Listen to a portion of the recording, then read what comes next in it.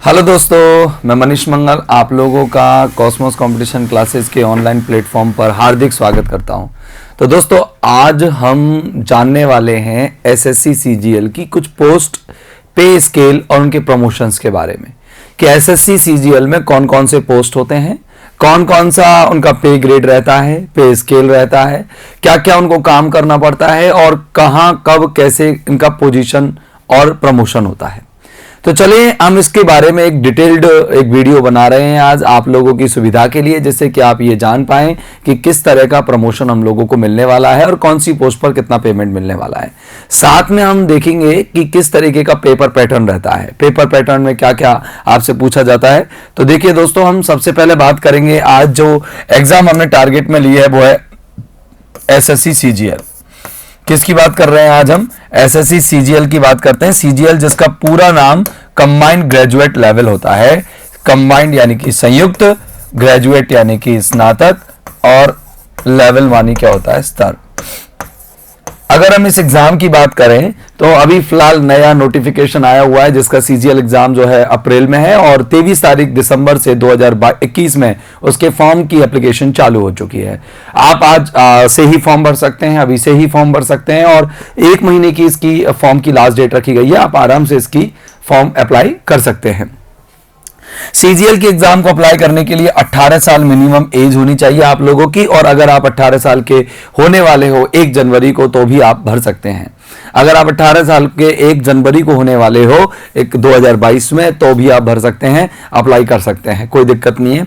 तो देखिए दोस्तों, और अगर आप फाइनल ईयर में इसके लिए जो एजुकेशनल क्वालिफिकेशन की बात करें तो आपका यहाँ फाइनल ईयर में अपीयरिंग होना ज़्यादा जरूरी है, यानी कि आप इस साल फाइनल ईयर कर रहे हैं जिसका एग्जामिनेशन रिजल्ट आएगा आपका अप्रैल की एग्जाम होगी और मई जून जुलाई में आपका रिजल्ट आएगा। तो आप भी क्या कर सकते हैं, इसमें अपना अप्लाई कर सकते हैं फॉर्म। ठीक है दोस्तों, अब बात करते हैं दोस्तों कि इसमें कौन कौन से पे स्केल होते हैं, कौन कौन सी इसमें वैकेंसीज होती हैं। देखिए, सबसे पहले बात कर रहे हैं assistant audit officer SSC CGL post grade या पोस्ट कोड एफ होता है इसकी सैलरी और अगर बेनिफिट्स की बात करें तो 9300 से लेकर के 34,800 लगभग 35,000 के लगभग इसका सैलरी होता है। 4800 इसका पे स्केल होता है, राइट। 4800 इसका पे स्केल होता है। इसकी अगर ड्यूटीज की बात करें तो ऑडिट जो होता है ये क्या है, जो AA जिसकी पोस्ट कहते हैं, इसको गैजेटेड पोस्ट कहते हैं। ये सरकार की 2 गैजेटेड पोस्ट होती है। तो देखिए, अगर हम बात करें तो क्या होता है कि जो ऑडिट्स जो है वो करते हैं गवर्नमेंट और पब्लिक सेक्टर ऑर्गेनाइजेशंस की, ट्रेवल करते हैं ड्यूरिंग द इंस्पेक्शन जब होता है तो उसमें वो ट्रेवल भी करते हैं। अगर हम बात करें इनमें ग्रोथ होता है, प्रमोशन होता है तो ऑडिट ऑफिसर इससे बनता है और ऑडिट ऑफिसर के अलावा सीनियर ऑडिट ऑफिसर बनता है। इसके अलावा डेप्यूटी अकाउंटेंट जनरल बन जाता है, फिर सीनियर डेप्यूटी अकाउंटेंट जनरल बन जाता है जिसका नाम है एओ, इसका नाम है एसएओ और इसको हम बोलते हैं डीएजी और इसके अलावा इसको बोलते हैं एसडीएजी। ये पोस्ट आप लोगों को प्राप्त होती है। ये लंबे समय तक की गई मेहनत के बावजूद प्राप्त होता है। और अब चलते हैं दोस्तों अपन अगली पोस्ट की ओर। ये है असिस्टेंट यानी कि सहायक ऑडिट ऑफिसर। क्लियर है दोस्तों, ये कोड जो है इस पोस्ट का आता है एफ। अब बात करते हैं हम अगली पोस्ट के बारे में। ये देखिए, अगली पोस्ट जो है इंस्पेक्टर पोस्ट है। अगली पोस्ट दोस्तों आप लोगों को दिख रही होगी। अगली पोस्ट की बात कर रहे हैं हम, वो कौन सी पोस्ट है? इंस्पेक्टर पोस्ट है मेरे दोस्तों। कौन सी पोस्ट है? इंस्पेक्टर पोस्ट है। और चलो इंस्पेक्टर पोस्ट के बारे में देखते हैं कि इसको एग्जामिनर पोस्ट कहते हैं और इसका जो शॉर्ट फॉर्म है वो है CBEC और इसका जो कोड होता है वो होता है M। अगर हम बात करें इसके सैलरी और बेनिफिट्स की तो सैलरी लगभग आपकी जो आपने असिस्टेंट अकाउंट ऑफिसर पढ़ा था उसके बराबर ही है और इसका जो पे स्केल है, पे ग्रेड है वो क्या है आपका 4600। अब देखिए, बात करें कि इसकी जो ड्यूटीज होती है, वर्किंग होती है, वो क्या क्लैरिकल है, फाइल रिलेटेड काम होता है और अगर कहाँ मिलता है उनका पोस्ट, अगर हेडक्वार्टर में मिलती है और अगर उनको फील्ड का काम दिया जाए तो वो वेरीफाई करते हैं टैक्सेशंस को गुड्स पर पासिंग थ्रू पोर्ट्स, मतलब जो पोर्ट्स बंदरगाहों पर जो सामान इधर से उधर होता है, एक्सपोर्ट इंपोर्ट होता है, तो उसके गुड्स की क्या करते हैं वो टैक्सेशन का वेरीफाई करते हैं। अगर ग्रोथ और प्रमोशन की बात करें तो ये जो है प्रमोट हो जाते हैं। पहले तो असिस्टेंट कमिश्नर बनते हैं, असिस्टेंट कमिश्नर के बाद इनको डेप्यूटी कमिश्नर बना दिया जाता है और फिर लास्ट में ये कमिश्नर पोस्ट पर के क्या हो जाते हैं, प्रमोट हो जाते हैं। तो देखो, असिस्टेंट कमिश्नर यानी कि सबसे पहले वो एसी बनते हैं, एसी के बाद में वो डीसी बनते हैं और डीसी के बाद में डायरेक्ट जाकर के वो कमिश्नर बन जाते हैं। अगर हम बात करें कि इनका जो पहला प्रमोशन है वो लगभग 3 साल के बाद होता है दोस्तों। 3 साल की सेवा देने के बाद, 3 इयर्स की सर्विसेज के बाद इनका प्रमोशन होता है। 3 साल उनको संपूर्ण अपने कार्यकाल को कंप्लीट करना पड़ता है, उसके बाद इनका प्रमोशन होता है। अगली बात करते हैं अपने अगली पोस्ट की। ये इंस्पेक्टर पोस्ट के बाद तीसरी पोस्ट आती है इनकम टैक्स इंस्पेक्टर, जिसको कहते हैं सीबीडीटी। कौन सी पोस्ट होती है? सीबीडीटी होती है, इनकम टैक्स ऑफिसर। ये कोड जो है इसका जे कोड है और ये तीसरे नंबर की पोस्ट। अगर उनके सैलरी की बात करें तो इसका भी सैलरी वही है, ये ग्रेड पे 4600 है और सैलरी लगभग 34,800। अलग अलग टीएडीए मिलकर के वगैरह, पीएफ वगैरह मिलकर के काफी सैलरी बन जाती है। आगे देखेंगे। अगर ड्यूटीज की बात करें तो असेस करता है, मूल्यांकन करता है, वेरीफाई करता है, प्रोसेस करता है इनकम टैक्स रिकॉर्ड्स को, जो किसी व्यक्ति विशेष का भी होता है और किसी व्यापार का भी होता है। मतलब जो जीएसटी डिपार्टमेंट की हम बात करें तो उसकी यहां पर हम कर सकते हैं। कंडक्टिंग रेट्स, वो रेट भी जो है कंडक्ट करने वाले काम होते हैं। कौन? इनकम टैक्स इंस्पेक्टर का। आईटी इंस्पेक्टर जो होता है वो रेड मारने का काम करता है मेरे दोस्तों, रेड मारने का काम करता है। आगे देखेंगे। ग्रोथ और प्रमोशन की बात करें मेरे दोस्तों, अगर ग्रोथ और प्रमोशन की बात करें तो ये इनकम टैक्स ऑफिसर से पहले तो फिर बनता असिस्टेंट कमिश्नर, यानी कि ठीक वैसी ही पोस्ट होती है असिस्टेंट कमिश्नर, जैसे कि अभी अपन ने पढ़ी थी। फिर डिप्यूटी कमिश्नर और फिर कमिश्नर।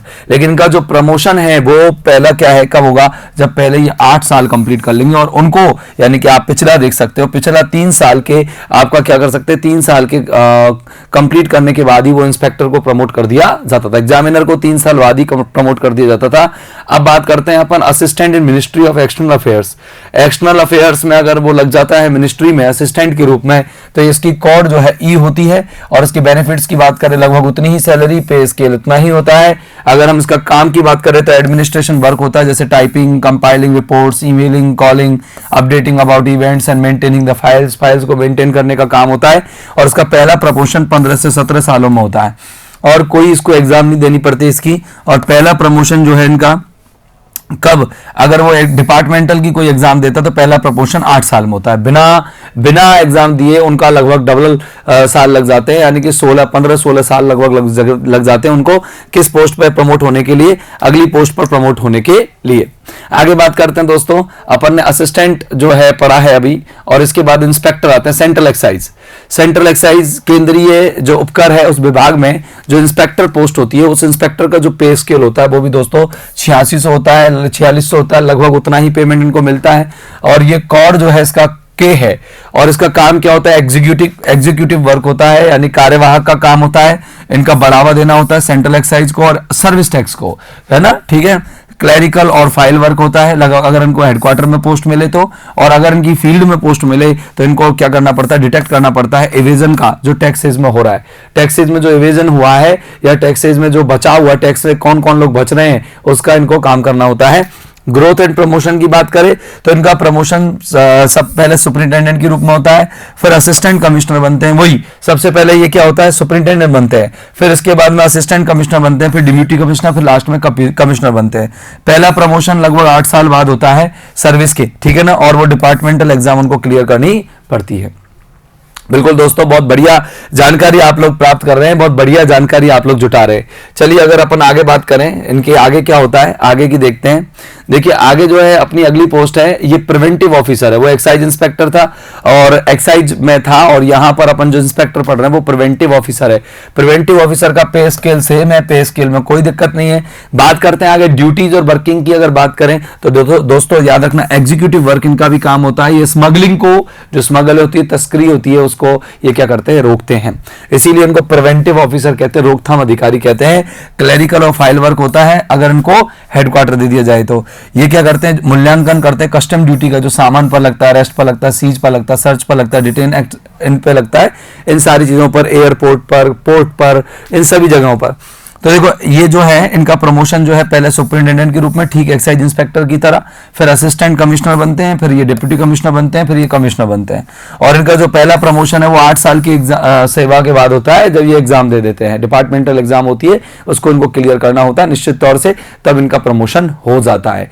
तो दोस्तों अगर हम बात करें अगली पोस्ट की, तो अगली पोस्ट शानदार पोस्ट आप लोगों के सामने आ रही है।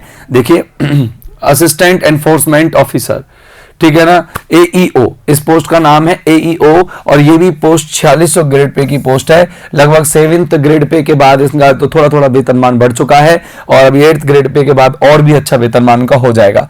ये क्या करते हैं, मनी लॉन्ड्री जो होती है, फोर्जरी जो होती है पैसे की, उस पर काम करते हैं। कौन, AEO, इसको बोलते हैं assistant enforcement officer.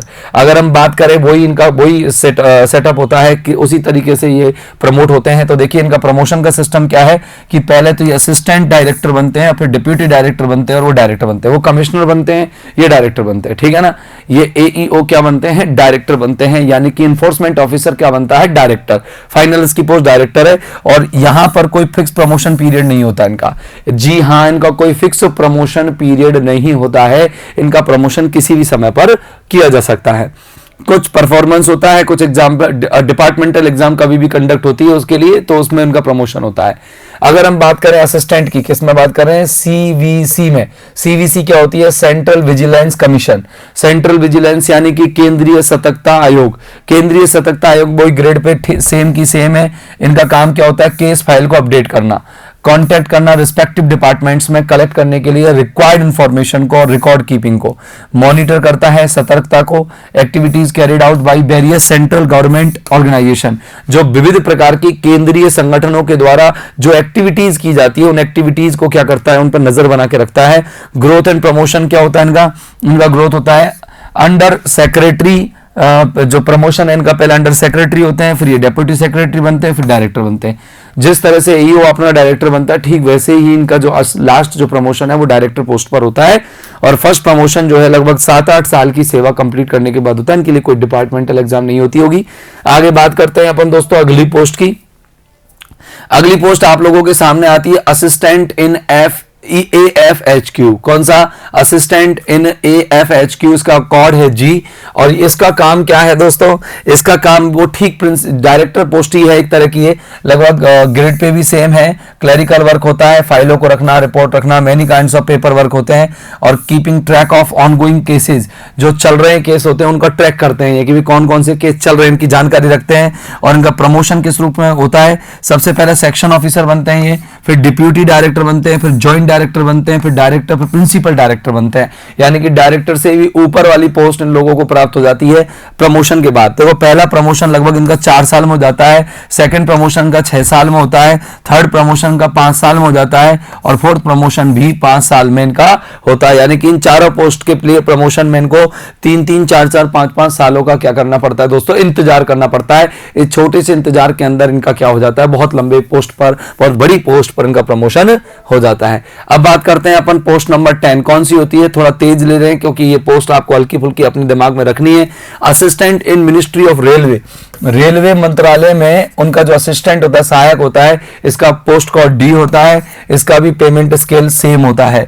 Clerical work होता है, अपर डिविजनल क्लर्क के ठीक ऊपर होता है, यानी UDC जो होता है रेलवे में उसके ठीक ऊपर ये इसकी पोस्ट होती है। Free and discounted railway passes for travelling anywhere in India. इनको बिल्कुल मुफ्त और छूट वाला ट्रेवलिंग पासेस मिलते हैं पूरी इंडिया में ट्रेवल करने के लिए। अगर हम बात करें एम्प्लॉइज जो है इनका जो प्रमोशन होगा वो सेक्शनल ऑफिसर बनते हैं ये पहले, फिर अंडर सेक्रेटरी बनते हैं, फिर डिप्यूटी सेक्रेटरी बनते हैं, फिर डायरेक्टर बनकर रह जाते हैं। उनका पहला प्रमोशन 7-8 साल में होता है, और उनका दूसरा जो अगर अपन डिपार्टमेंटल एग्जाम लगा दें तो डिपार्टमेंटल एग्जाम में अगर ये क्लियर हो जाते हैं तो 5-6 साल में इनका प्रमोशन हो जाता है। लगभग 2 साल का फायदा इनको एग्जाम देने पर मिल जाता है। अब बात करते हैं दोस्तों अगली पोस्ट, हमारी पोस्ट नंबर 11। काफी अच्छी शानदार पोस्ट है दोस्तों। देखिए असिस्टेंट इन इंटेलिजेंस ब्यूरो, यानी IB में यहां पर एक पोस्ट है IB, इंटेलिजेंस ब्यूरो। या इंटेलिजेंस ब्यूरो में एक असिस्टेंट जो होता है, अगर इसकी सैलरी की बात करें तो सैलरी सेम है, लेकिन इसका इन्वेस्टिगेटिव ऑफिसर होता है, ये एक जांचकर्ता अधिकारी होता है, और इसका कंप्यूटर डेटा ओरिएंटेड वर्क होता है इंटेलिजेंस ब्यूरो में। और अगर इसके अपन बात करें किसकी, इसके प्रमोशन की, तो सबसे पहले सेक्शनल ऑफिसर बनते हैं, फिर अंडर सेक्रेटरी ऑफिसर बनते हैं, फिर डिप्यूटी सेक्रेटरी बनकर के इनका प्रमोशन क्या होता है, कंप्लीट होता है। दोस्तों अब बात करते हैं हम अपनी अगली पोस्ट के बारे में। अगली पोस्ट है हमारे पोस्ट नंबर 12। इसको कहते हैं असिस्टेंट सेक्शन क्या ऑफिसर। असिस्टेंट सेक्शन ऑफिसर का मतलब होता है CSS। क्या होता है, CSS। बात करें कि इसकी CSS की बात करें दोस्तों, सैलरी और बेनिफिट्स की बात करें तो 93,34,800 की पेमेंट होती है। 4600 पे ग्रेड सेम है। नोट्स बनाना, रिपोर्ट बनाना और उनको उनके सुपीरियर्स तक भेजने का इनका काम होता है। असिस्टेंट होते हैं तो उनका यही काम होगा। असिस्टेंट, ये जो सीनियर पोस्ट होती है इन पर डायरेक्ट प्रमोशन, डायरेक्ट इनको कोई एग्जाम नहीं होती, डिपार्टमेंटल एग्जाम के थ्रू इन सीनियर पोस्ट पे लाया जाता है और असिस्टेंट पोस्ट के लिए पहले एग्जाम लगती है।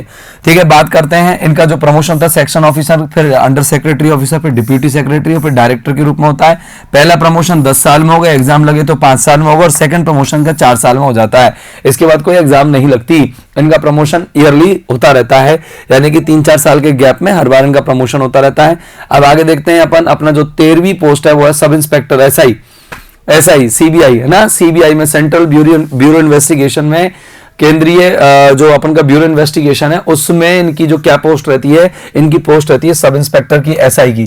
अगर हम पे स्केल की बात करें सेम होता है, और क्योंकि असिस्टेंट है तो सेम पे स्केल होगा इनका बिल्कुल। और डिप्यूटी सुपरिटेंडेंट ये पहले बनते हैं, यानी कि डीएस, और डीएस के बाद में ये एस बन जाते हैं, सुपरिटेंडेंट बन जाते हैं। फिर एसएस की पोस्ट पर ये सीनियर सुपरिटेंडेंट की पोस्ट पर ये प्रमोट होते हैं और इनका पहला प्रमोशन 5 साल में हो जाता है, सेकेंड प्रमोशन 10-12 साल में होता है और थर्ड प्रमोशन का 5-7 साल में ही हो जाता है। दोस्तों क्लियर है, सेकंड प्रमोशन में इनको बहुत टाइम देना पड़ता है।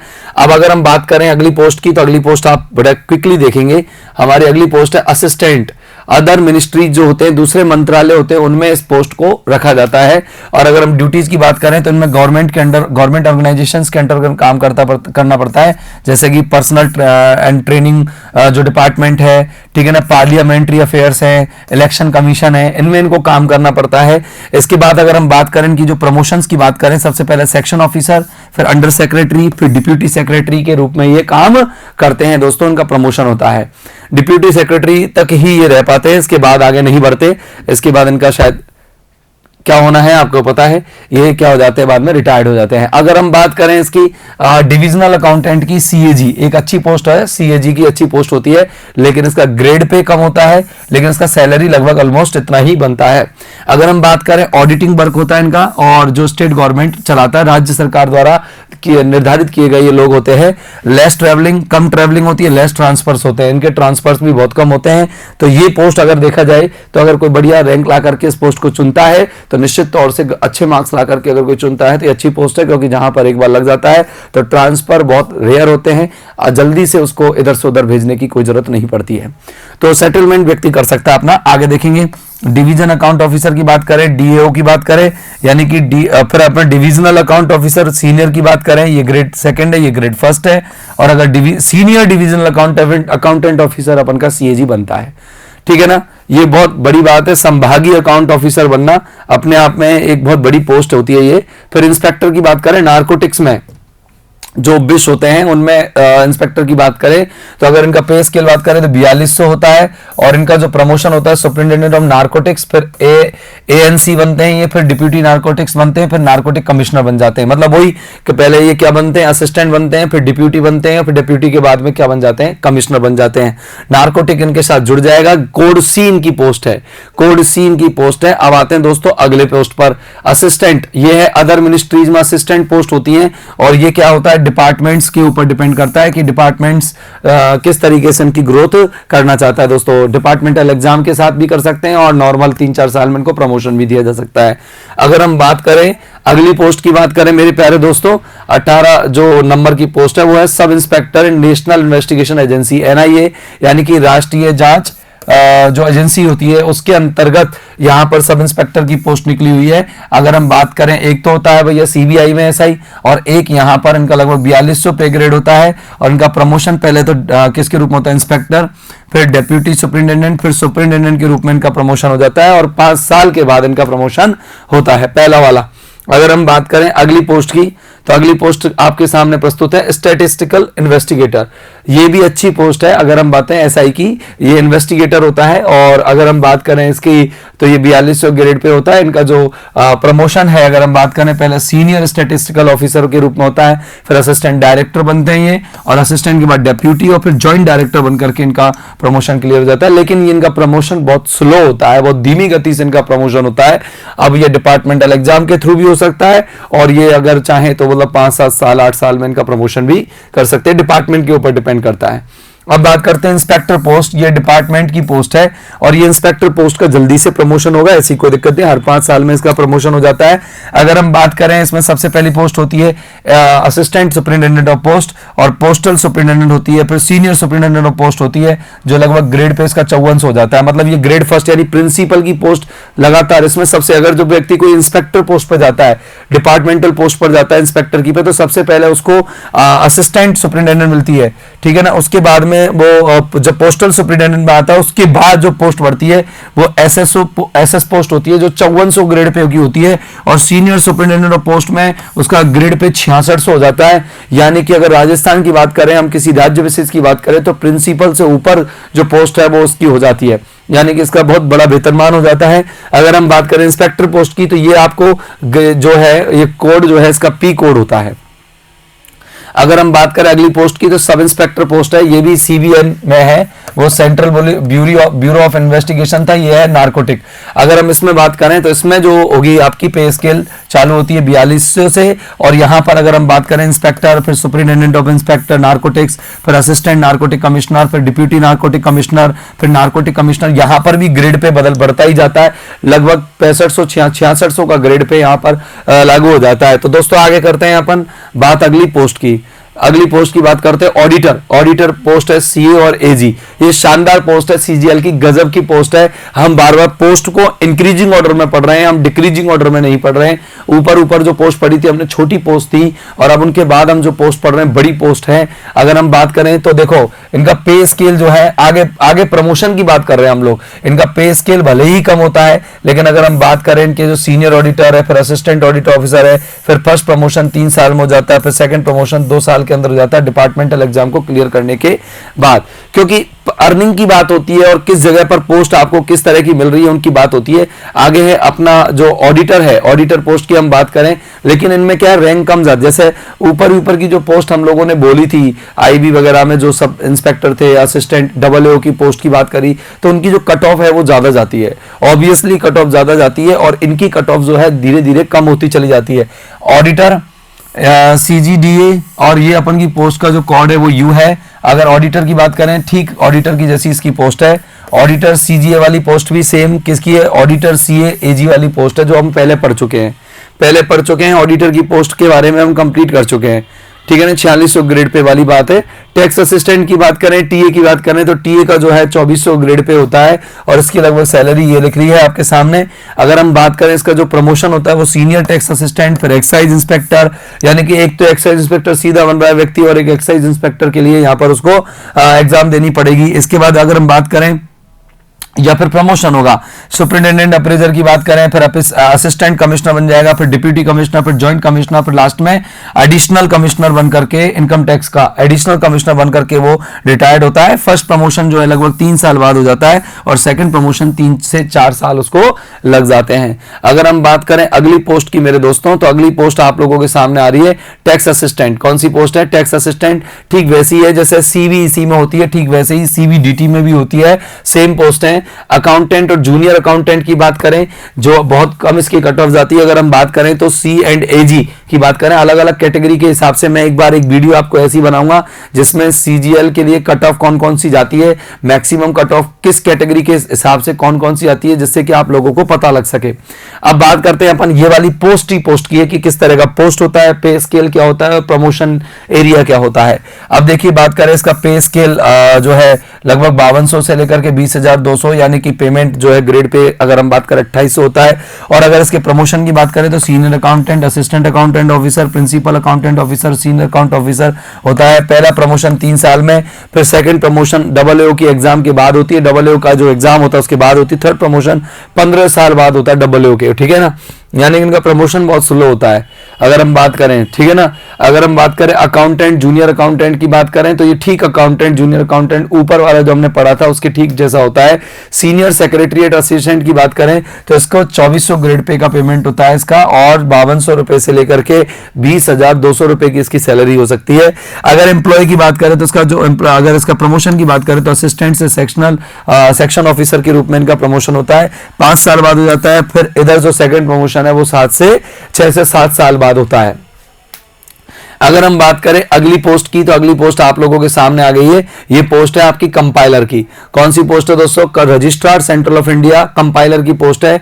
इसका जो काम होता है, लेस चांस ऑफ प्रमोशन के न के बराबर चांस होते हैं, लेकिन अगर प्रमोशन होता है तो 7 से 8 साल के बाद होता है। और इनको डायरेक्टर ऑफ द डिपार्टमेंट का डायरेक्टर का प्रमोशन मिलता है। मतलब जहां पर ये कार्मिक है वहां पर ये अधिकारी बन जाते हैं, बस इससे ज्यादा कुछ नहीं होता।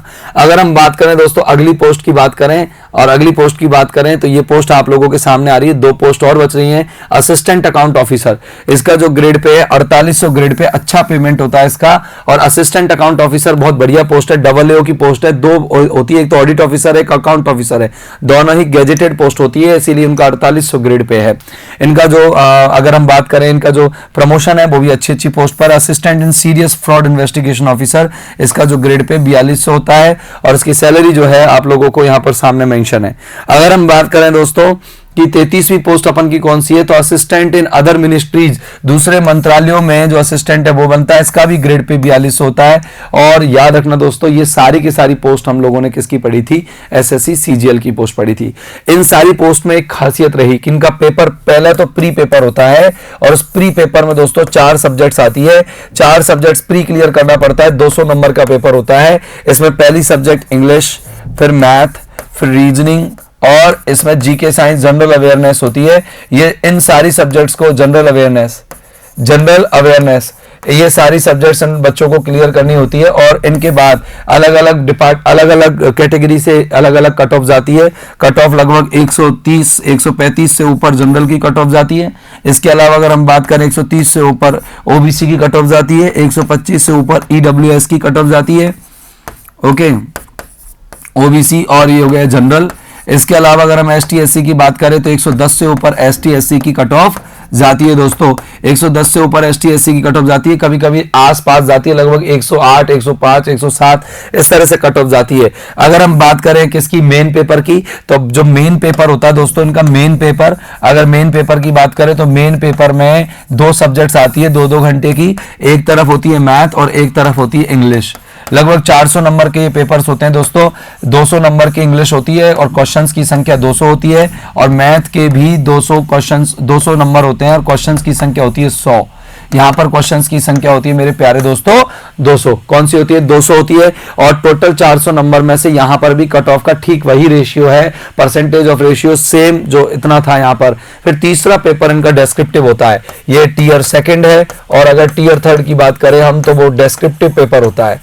और डेस्क्रिप्टिव के बाद कुछ जगहों पर टाइपिंग का वहां पर इश्यू होता है, बाकी का कई जगहों पर CBT होकर के काम चल जाता है। तो देखिए दोस्तों, डेस्क्रिप्टिव पेपर 100 नंबर का होता है। तो इस तरह से टोटल 700 नंबर जो है आप लोगों को प्राप्त करने होते हैं। इसके बारे में विस्तृत जानकारी मैं अगली वीडियो में दूंगा। आज के लिए इस वीडियो में इतना ही दोस्तों। अगर आपको ये जानकारी अच्छी लगी हो तो कमेंट करके जरूर बताना, कमेंट बॉक्स के नीचे अंदर, और मुझे ये बताना कि भाई किस तरह से और आगे कैसी वीडियो की आपको ज्यादा जरूरत है। और दूसरी चीज मैं आप लोगों को साथियों ये अनुरोध करूंगा कि अगर आप लोगों को ये वीडियो पसंद आए तो इसे लाइक जरूर करना और अपने दोस्तों के बीच में साझा जरूर करना। Thank you very much, bye bye.